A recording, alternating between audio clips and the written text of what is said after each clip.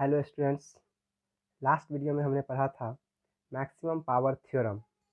आज हम लोग पढ़ेंगे सेल के बारे में और इंटरनल रेजिस्टेंस या फिर इलेक्ट्रोमोटिव फोर्स और कॉम्बिनेशन ऑफ सेल्स, इन सारी चीज़ों के बारे में पढ़ेंगे। तो आइए सबसे पहले पढ़ते हैं सेल क्या होता है। What is cell?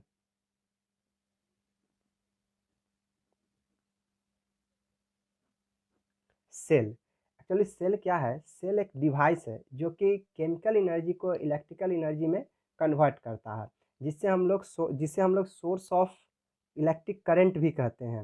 मतलब इलेक्ट्रिक करंट को किसी परिपथ में सप्लाई करने के लिए, किसी भी सर्किट में सप्लाई करने के लिए जिस सोर्स का यूज करते हैं वो हमारे लिए सेल हो सकता है, बैटरी हो सकता है या फिर जनरेटर हो सकता है। ये सब क्या है? सोर्सेज ऑफ करंट है कि इनसे हम लोग किसी भी इलेक्ट्रिकल सर्किट में करंट को सप्लाई करते हैं। कुछ ये सब एक्टिव एलिमेंट भी कहलाते हैं। कुछ होते हैं पैसिव एलिमेंट। पैसिव एलिमेंट वो होते हैं जो करंट को ड्रॉ करते हैं, जैसे हमारा जो बल्ब हो गया, फैन हो गया, ये सब करंट को कंज्यूम करते हैं, तो ये सब पैसिव एलिमेंट हो गया। यहाँ पे हमें सेल के बारे में पढ़ना है। तो सेल क्या है? एक डिवाइस है जो कि कन्वर्ट करता है केमिकल एनर्जी को इलेक्ट्रिकल एनर्जी में। तो हम बहुत आसान सा डिफिनीशन इसे दे सकते हैं कि it is a device, it is a device which convert chemical energy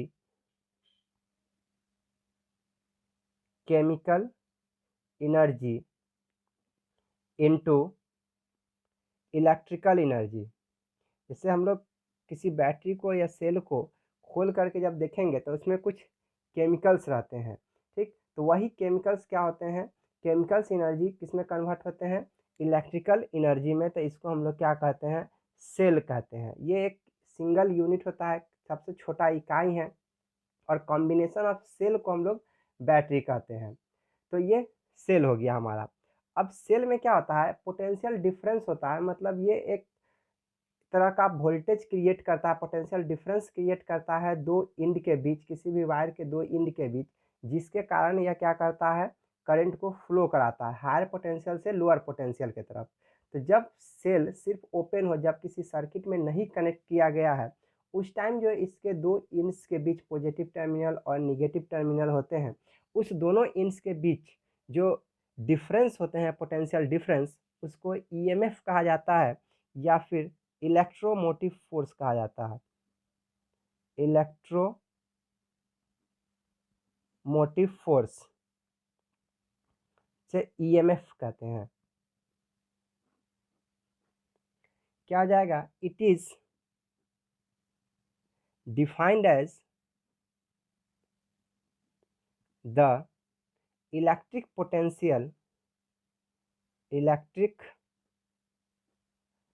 potential produced by either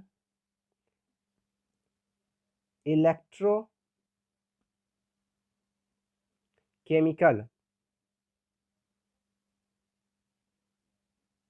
और इलेक्ट्रोकेमिकल सेल और by changing the magnetic field। मतलब हमारा जो इलेक्ट्रोमोटिव फोर्स होता है ये एक्चुअली पोटेंशियल ही है या इलेक्ट्रिकल पोटेंशियल है जो प्रोड्यूस होता है किसके कारण? किसी सेल के कारण। वह सेल इलेक्ट्रिकल एनर्जी में कन्वर्ट करता है अपना केमिकल एनर्जी को। तो वैसे सेल को हम लोग इलेक्ट्रोकेमिकल सेल कहते हैं। या फिर किसी जगह मैग्नेटिक फील्ड का अगर चेंज आता है तो वहाँ पे एक पोटेंशियल डिफरेंस क्रिएट होता है जिसको हम लोग ईएमएफ भी कह सकते हैं।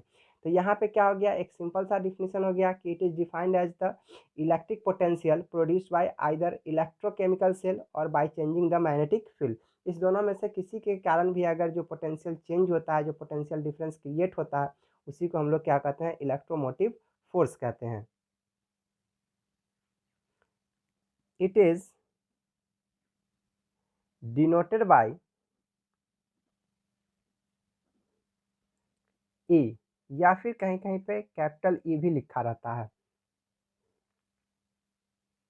जो ईएमएफ होता है किसी भी सेल का, वह किसी सर्किट के रेजिस्टेंस से इंडिपेंडेंट होता है। उसको सर्किट के रेजिस्टेंस से कोई मतलब नहीं है कि सर्किट में कितना लोड है या कितना रेजिस्टेंस दिया गया है। तो हम ये पॉइंट भी लिख सकते हैं कि इट इज इंडिपेंडेंट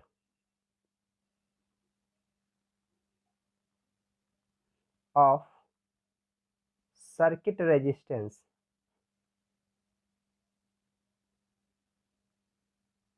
सर्किट के रेजिस्टेंस से इंडिपेंडेंट होता है। अब हम लोग पढ़ेंगे इंटरनल रेजिस्टेंस। जैसे जो भी सेल होता है, जैसे ही हम किसी सेल से इलेक्ट्रिक करंट पास कराते हैं, तो उसमें जो इलेक्ट्रोलाइट प्रेजेंट होते हैं वह उस करंट को अपोज करते हैं, और उसी अपोजिशन या अपोज करने वाले प्रॉपर्टी को हम लोग क्या कहते हैं, इंटरनल रेजिस्टेंस कहते हैं किसी सेल का। Internal resistance.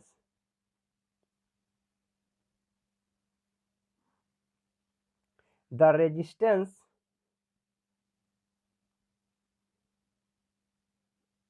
offered by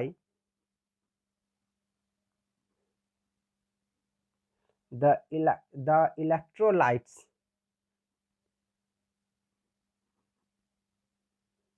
of a cell when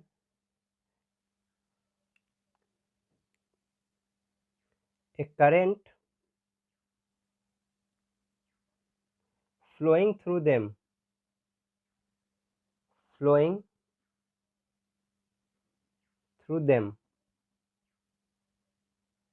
is known as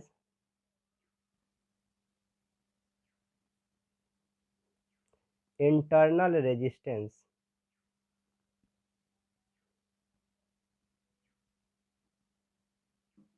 internal resistance को स्मॉल आर से रिप्रेजेंट करते हैं। It is denoted by small are.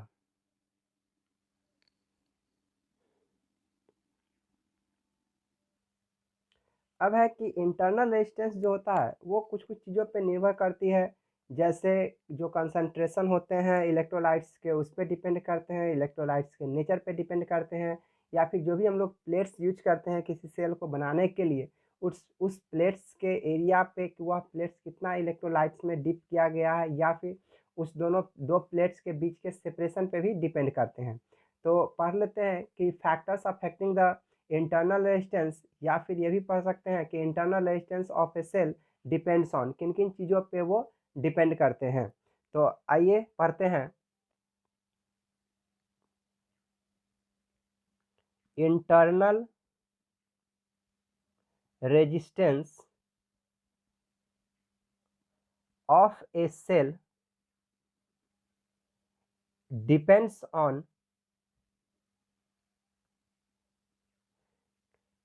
पहला, ये किस पे डिपेंड करते हैं, तो ये जो डिपेंड करते हैं वह दो प्लेट्स के बीच के सेपरेशन पे। सबसे पहले ये कह सकते हैं कि इट इज, यह डिपेंड करते हैं, तो अच्छी बात है कि डिपेंड करते हैं, लेकिन जो इंटरनल रेजिस्टेंस है वो जैसे ही वैसे मान लिया जाए कि एक सेल है, उसके दो प्लेट्स यूज किए गए हैं, एक प्लेट ये है एक प्लेट ये है। अगर प्लेट का सेपरेशन हम लोग इंक्रीज करते हैं, दो प्लेट्स के बीच का अगर सेपरेशन को इंक्रीज करते हैं, तो उस टाइम जो इंटरनल रेजिस्टेंस होता है वो भी इंक्रीज कर जाता है। मतलब यह सेपरेशन बिटवीन प्लेट्स के डायरेक्टली प्रोपोर्शनल होता है, कि जितना ही ज़्यादा सेपरेशन हम बनाएंगे उतना ही ज़्यादा उसका इंटरनल रेजिस्टेंस होता है। तो हम इस चीज़ को लिख सकते हैं, it is directly proportional, directly proportional to the separation between, separation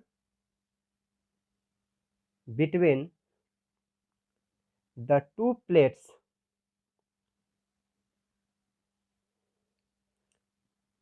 of the cell।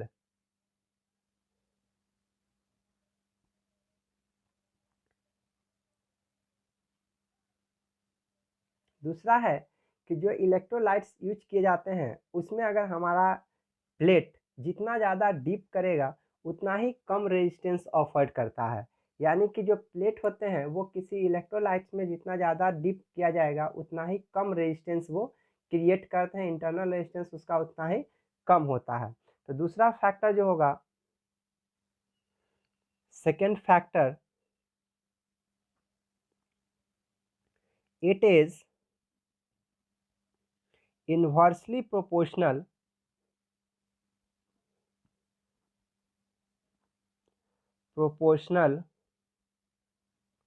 to the plate dipped into the electrolyte। मतलब इलेक्ट्रोलाइट में जितना ज़्यादा डीप किया जाएगा उसका इंटरनल रेजिस्टेंस उतना ही कम होगा। और तीसरा फैक्टर है कि यह इलेक्ट्रोलाइट्स के नेचर, कंसंट्रेशन और टेम्परेचर पे डिपेंड करता है। तो हम थर्ड फैक्टर को लिख सकते हैं कि it depends on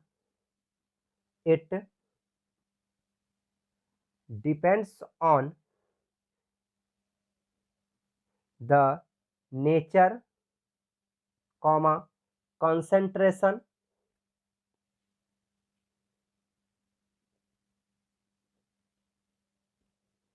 and temperature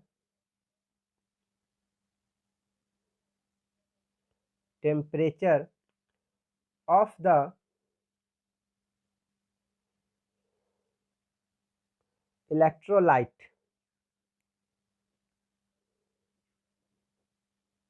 and increases with increase in concentration।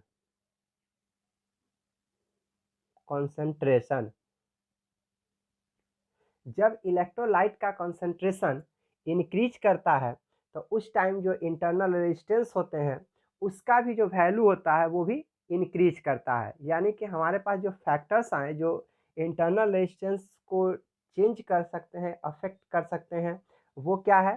पहला ये है कि दो प्लेट्स के सेपरेशन को इंक्रीज करने से जो इंटरनल रेजिस्टेंस होता है वो इंक्रीज करता है। दूसरा ये है कि अगर हम लोग प्लेट को इलेक्ट्रोलाइट्स में जितना ज़्यादा डिप करते हैं, जितना ज़्यादा डुबाते हैं, मतलब प्लेट का एरिया जितना अंदर तक जाएगा इलेक्ट्रोलाइट्स के उतना ही कम रेजिस्टेंस होता है। मतलब इलेक्ट्रोलाइट्स में जो प्लेट इन करते हैं, जितना ज़्यादा इन करते हैं उसके इन्वर्सली प्रोपोर्शनल होता है। तीसरा होता है कि ये डिपेंड करता है कि नेचर कैसा है, कंसंट्रेशन क्या है या फिर टेम्परेचर क्या है। दूसरी चीज़ ये कि अगर हम लोग इंक्रीज करते हैं कंसंट्रेशन को तो हमारा जो रेजिस्टेंस होगा, जो इंटरनल रेजिस्टेंस होगा वो भी इंक्रीज करेगा। तो आज के लिए इतना ही। फिर नेक्स्ट क्लास में पढ़ेंगे हम लोग कॉम्बिनेशन ऑफ सेल, या फिर एक चीज़ और पढ़ लेते हैं कि जो एक प्रॉपर कॉम्बिनेशन होता है सेल का उसे हम लोग बैटरी भी कहते हैं। तो आइए उसको देख लेते हैं। बैटरी क्या होता है? छोटा सा डिफिनीशन है, द proper combination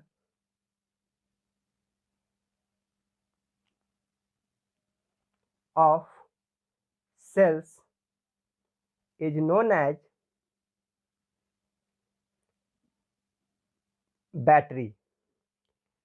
यानी बैटरी और सेल में क्या डिफरेंस आया कि सेल जो होता है एक सिंगल यूनिट होता है, जबकि वैसे वैसे सेल्स का जब कॉम्बिनेशन करते हैं तो उसी को हम लोग क्या बोलते हैं? बैटरी कहते हैं। और सेल्स का कॉम्बिनेशन जो होता है वो सीरीज कॉम्बिनेशन और पैरेलल कॉम्बिनेशन दोनों तरीके से हो सकता है। जैसे रेजिस्टेंस का कॉम्बिनेशन हम लोग पढ़ते हैं सीरीज कॉम्बिनेशन और पैरेलल कॉम्बिनेशन, उसी ढंग से हम लोग ये सेल का भी कॉम्बिनेशन पढ़ सकते हैं कि सीरीज कॉम्बिनेशन या फिर पैरेलल कॉम्बिनेशन, और उसका जो इफेक्टिव रेजिस्टेंस या फिर जो इफेक्टिव करंट होगा किसी सर्किट में वो क्या होगा वो नेक्स्ट क्लास में हम लोग पढ़ेंगे। तो आज के लिए इतना ही। Thank you.